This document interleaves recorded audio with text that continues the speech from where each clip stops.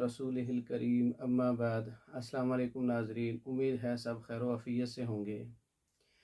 आज हम बात करेंगे बोल फिल फराश पर।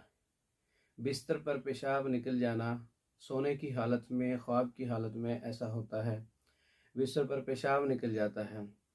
तो इसकी रात को सोते वक्त ख्वाब के अंदर जब मसाने पर बोझ पड़ता है, दगदगा होता है, उस वक़्त ख्वाब की हालत में पेशाब निकल जाता है। इसी तरह ही एहतलाम होता है, सोते वक़्त बिस्तर पर पेशाब निकलना और बड़ों को एहतलाम होना, ये एक ही बीमारी है, एक ही मर्ज़ है, एक ही मिजाज के अंदर ये अलामत पैदा होती है।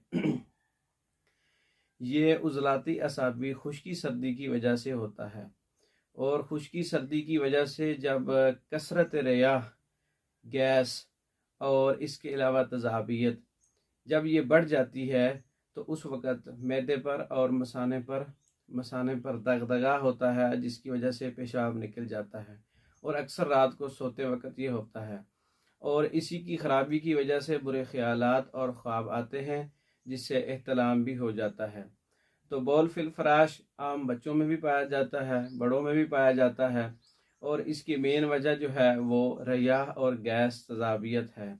जब हम इसको ख़त्म करेंगे तो इंशाअल्लाह बौल फिल फराश और एहतलाम का मसला है, बौल फिल फराश है, बिस्तर पर पेशाब निकल जाना।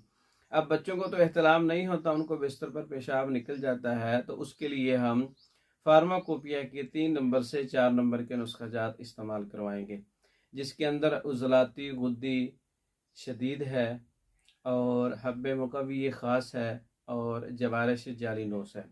ये तीनों नुस्खे आपके सामने तैयार हैं, और इसके जो है अज्जा फार्माकोपिया से आप देख सकते हैं। और जिन लोगों के पास पाकिस्तान और दूसरे ममालिक में ये अज्जा और ये मेडिसन अवेलेबल नहीं है, वो हमारे व्हाट्सएप पे रब्ता करके ये मेडिसन बज़रिया डाक पाकिस्तान भर में और दूसरे ममालिक में बज़रिया डाक मंगवा सकते हैं।